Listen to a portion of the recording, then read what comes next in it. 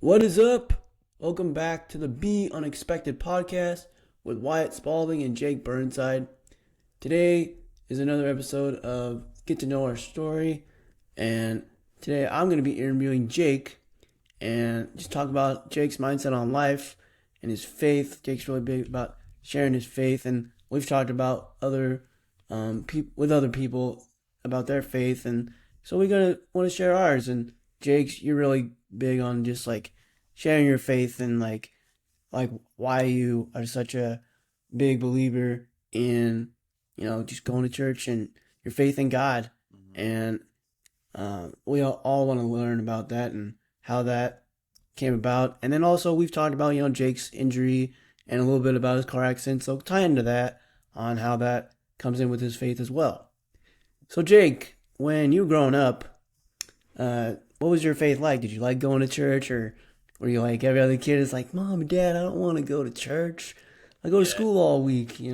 right. Yeah, I think Wednesday nights and were fun and stuff, and then I think going to church on Sundays was just kind of your typical. I don't know. You go see your friends maybe, especially as a Right. little kid. I remember like Dredge went to church with us, so like that was kind of cool. Like oh, we'd always see each other at church. But I'd say growing up, it was just kind of like a duty. We just kind of Right. go to church just because that's kind of the cliche of what we do. So I don't know. I don't think I enjoyed it when I was little. I don't know. A lot of like little kids maybe now these days with the like children's church and all that kind of stuff. Yeah. Did you like going to like Sunday school more than like actually sitting in church? Yeah, I would rather go up to like upstairs to like the Sunday school or whatever it was, rather than actually sitting in what would they call it, big kids church. I'd Yeah. rather go like to a Sunday school with all the kids and run around and be and quote unquote silly with all the kids. Right. Yeah. And what church did you go to growing up? Yeah, my family went to the First United Methodist Church in Fremont. Okay, cool. Uh, yeah, So, throughout growing up, going to church from elementary to middle school, like, was there a Sunday school teacher you had that really you liked because they made learning about God more fun, or like sometimes like you talk about real life stuff, once you get to middle school? Mhm. Is there a Sunday school teacher that really made an impact on your life?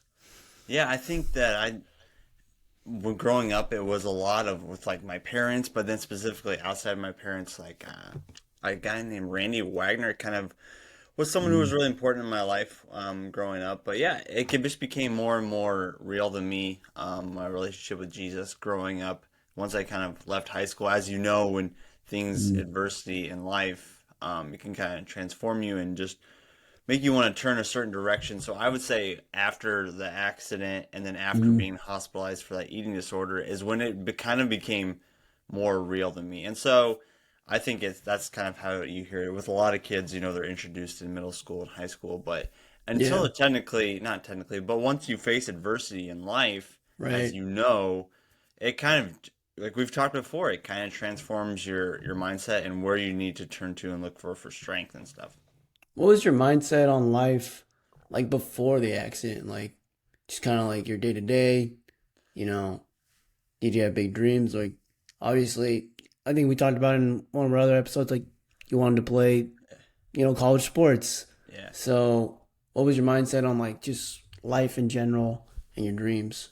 Yeah, I think that, like we shared before, what was, and a lot of episodes, people that we interviewed growing up, what do you want to do if you play football or basketball? You want to go to Nebraska, right? And so if that's their goal, you kind of orient your whole life around that. So when you're younger, when with football and like JC football, and then like marksman, remember Mm-hmm. that, and then like into middle school, and so everything for me was just oriented around sports and how I could do the best. And even when I was younger, I remember getting so frustrated and worked up after you lose the sixth grade semifinals in the MIT tournament. You know what I mean, in Lincoln. And Mm-hmm. so just kind of everything. It was so up and down depending how sports were going. So I'd say, yeah, I would say that that was my focus. So I wanted to, even into college. I mean, sorry, into high school, I wanted to play in college. So Right. when I first like broke my femur in 2012, and kind of thought, this is probably not gonna happen. So then your mind gets all like skewed view. You get Mm-hmm. upset, you get depressed, like we talked about.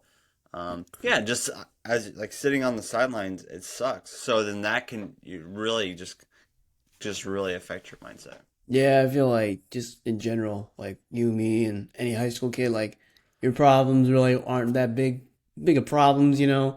Yeah. Because like sports, like yeah, it's fun to play sports, but losing games isn't the biggest like thing you'll go through adversity wise in the world. And then Right. obviously your injury was tough, but like you'll live and go on. But Yeah. so you so you went through the car accident, and then you're in the coma for 2 weeks, and so like when you came out of like the coma and you started to recover from your car accident, like how did your faith change? Or obviously you changed probably your Mm, personality because yeah. like we both know like going through something traumatic, like you know like it changes you. Hmm. So how Yeah. did you like kind of change as a person and your faith got stronger after the accident?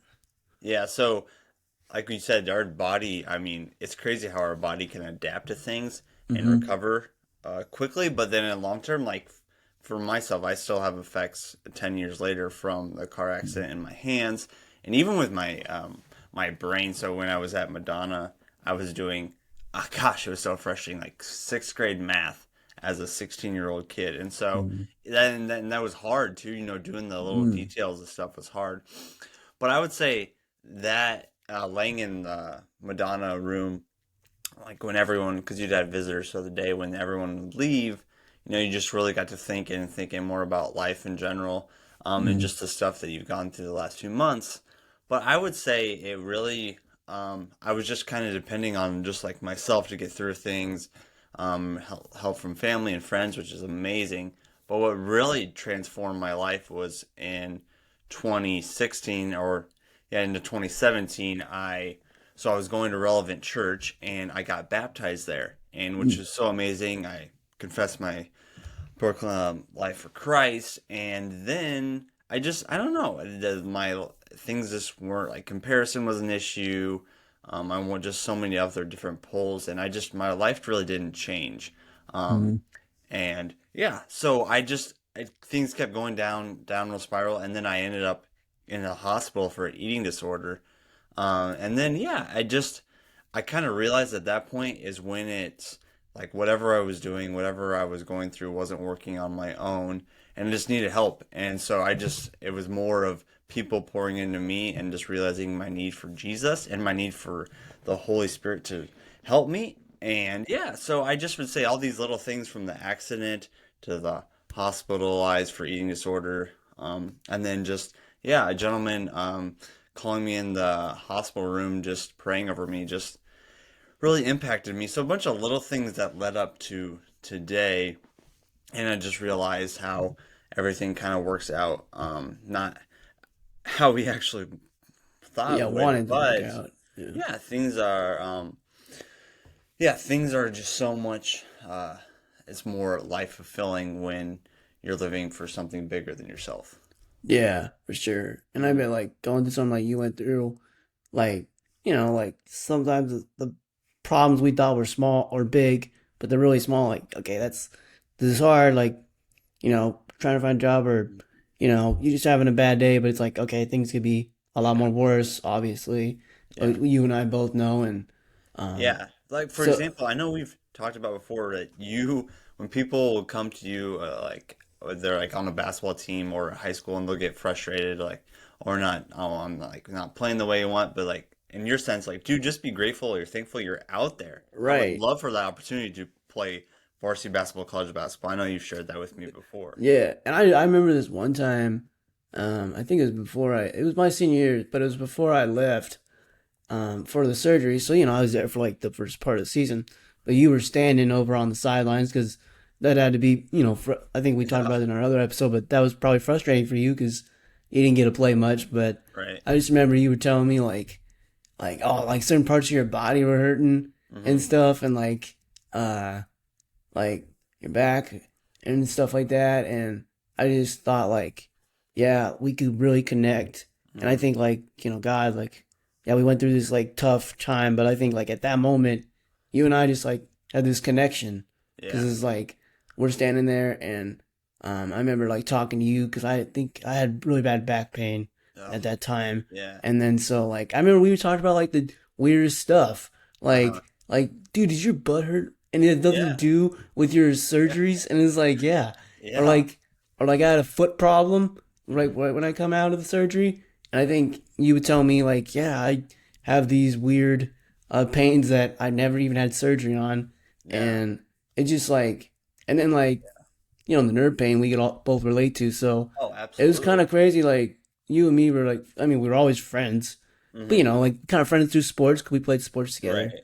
And then God kind of just like led us like to each other. Like yeah, you were recovering from your um car accident, and then Hmm. I was about to like go through his surgery, Yeah. and then that's kind of like how we became friends. And then and you, I think then after a year later, you reached out to me. I remember to go to some Fremont games, Yeah. and then yeah, I Yeah. think it's kind of weird like how God just like planned it. Like okay, we're gonna go through this tough time, but yet you're Hmm. gonna White and Jake, you're gonna become closer friends, and you're gonna go on and do big things together. So that's kind of Yeah. crazy.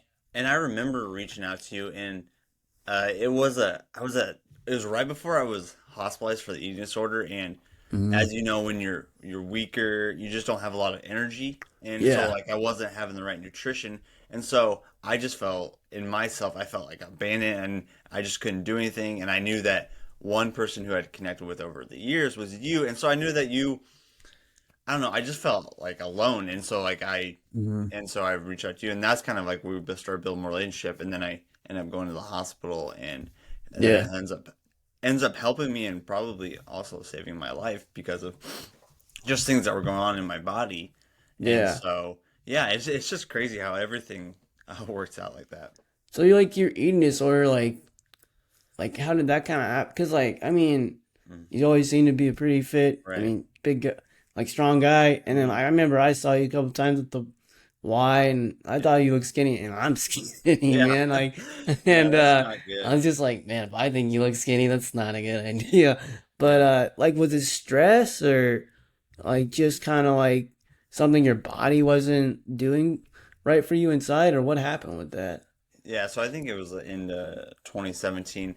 I honestly, and I'm like, I'm trying to still piece together exact, but I really love the fact that when I lost weight, you could Hmm. see more of your muscles or like look more toned or fit. And I Right. got that mindset, like keep going. And then I'll just be honest, like I was trying to compare myself to others. I wasn't like Hmm. I didn't have a girlfriend.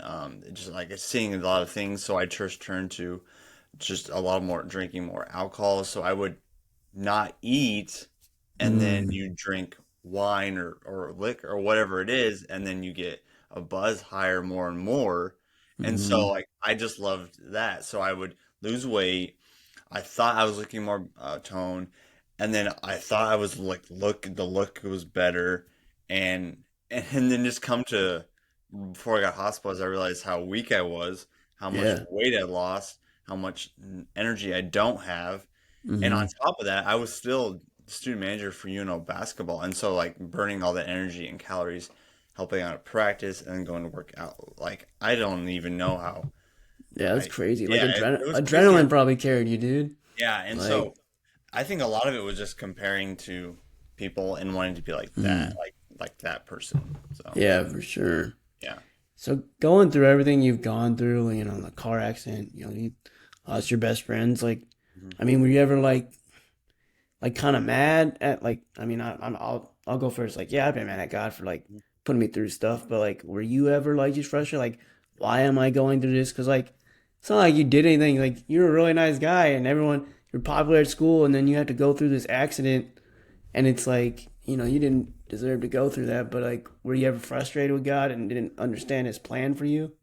Yeah, that was I mean that's definitely an assumption. I don't know if I was ever mad at God. I was Hmm. mad at why this happened or what Right. led up to today. So I don't even know I was frustrated and mad and sad and all those feelings, emotions, but I don't know if I was can ever say if I was mad at God. I was mad at the circumstance Right. situation, why it Right. happened, why me? Yeah, so I don't. Then there's like so many more questions that come with it, but I think I was just mad at the whole circumstance. Right. And yeah, so I don't know. I don't know if I can ever say if I was mad exactly at God Yeah, yeah. for that sense. Yeah, because I know, like, you go through something Hmm. and it's like, I don't get it. Like, you didn't deserve to go through that or any of you guys. Yeah. And it's like, why am I having to go through this and test through all this? Yeah. And I bet you, like, well, I bet there were a lot of days, like, you were frustrated and trying to do the simple things. Like, Hmm. didn't you have to learn how to drive again? Yeah, I had to do the so when I was 17, yeah. So when I had to do redo like vision tests, driving tests, just a bunch of different tests. So I got back home to Fremont and started school in August. I probably couldn't drive till Christmas time Oh, yeah. of 2014. Yeah, 20 yeah, 20 yeah, yeah, 2014. So, Okay. yeah, it Was just that, took some while. I had to do retest. Just like I said, like I had to redo pretty much sixth mm-hmm. grade math at Madonna, which Yeah. I hated. Like, one of your hands, which hand was like really messed up after Yeah, the so accident?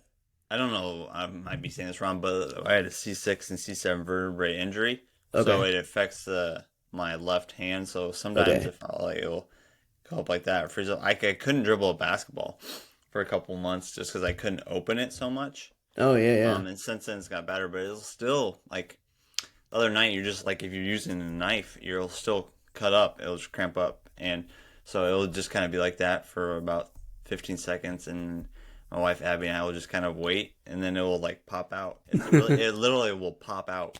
So Wow. it's weird. So those are definitely one of the things. But yeah, the vertebrae or spinal cord injury affects my left hand.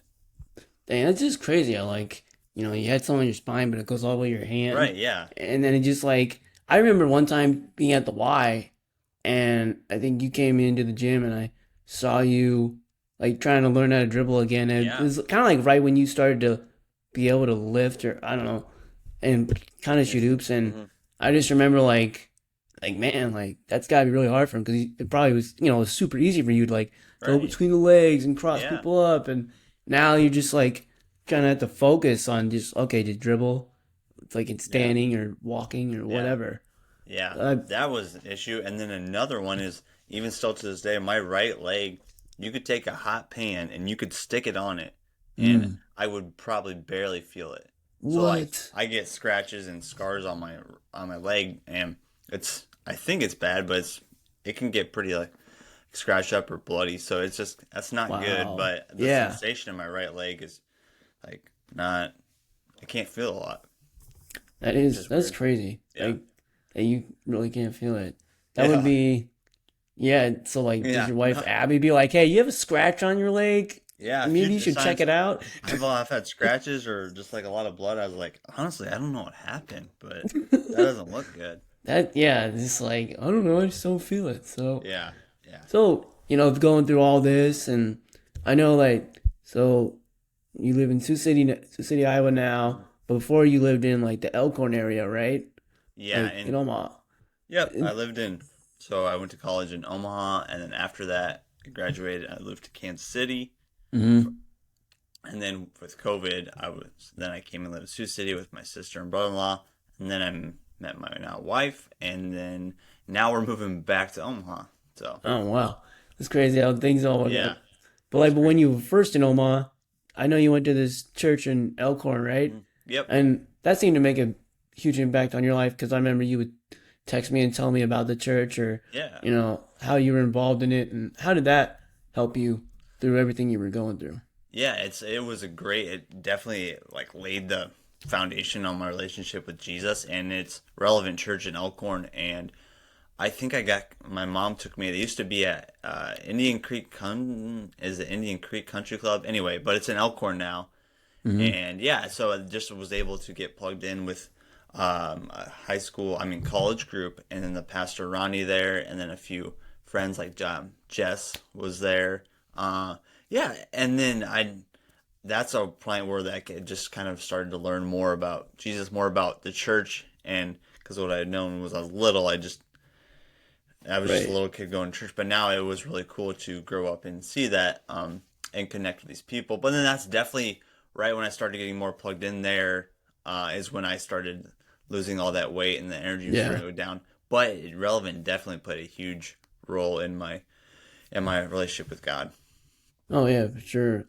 I bet like you think like going to that church kind of helped you realize like, oh, I kind of maybe I have like this eating disorder Yeah, because I bet you, sometimes you don't like know what you're doing. Like you may think, like you said earlier, you thought you were looking good because you were trim, yeah, but you think like God kind of like maybe led you like going to that church like, okay, you need to fix this eating disorder, Jake, yeah, and yeah. so I I'm think gonna help so. you by going to this church, and then you'll figure it out. But Yeah, I think, and even some of the people in like the group there that the mhm. pastor Ronnie led even pointed it out. And at the moment, like that was like, what do Yeah. you mean I'd look skinny and then need to seek some help?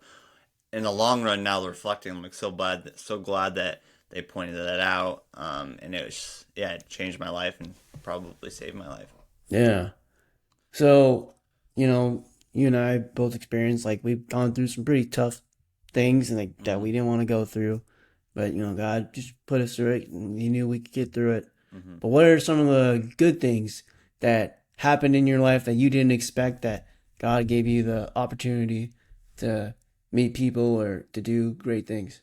Yeah, so I would say definitely. So after the accident, we really got connected with a lot of really cool people who share their stories to me. So they come to Madonna and visit me, or at high school, some people would come visit me. But then leading into high school, after high school, I went to University of Nebraska Omaha, where I was able to be the student manager for the men's basketball team.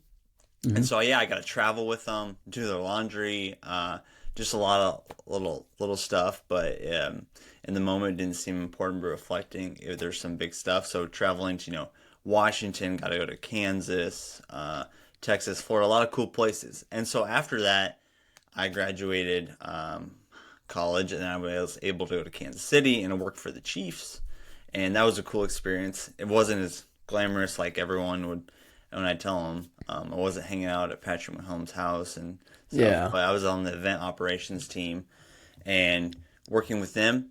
And then with COVID hitting, moving to Sioux City and meeting my now wife, and now expecting a baby girl here in June. So just a lot Nice. of cool things that God has led me to, and in the midst of it, just finding that relationship with Him most important. And yeah, just and all that saying, I got to really to meet some really cool people and connect with some really cool people. Like for UNO with like Coach Hansen and Coach Irwin here Mhm. in Sioux City. Yeah, in Kansas City, meeting a lot of neat people, and then just connecting with meeting a lot of different kids our age from all around the country. So it's been really cool and a blessing to be able to do all those different opportunities. Yeah, for sure.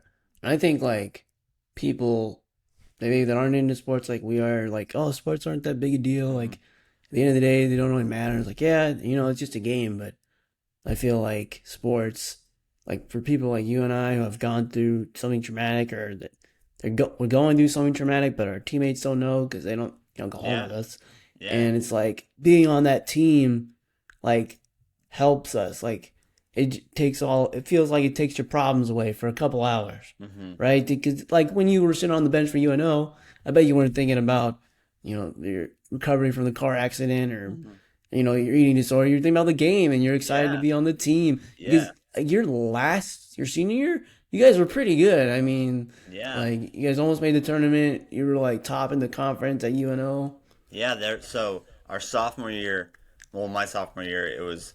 I think that was like when so Tradeon Hollins and like Marcus Tyus, those guys almost made the tournament, and then Hmm. down year the junior year, and then my senior year is like when Mitch and like Zach Jackson and those guys. I think we lost to was it South Dakota State Yeah, in the I think championship or so. North Dakota State, but they we were right there the whole game, so it would have been a really cool experience.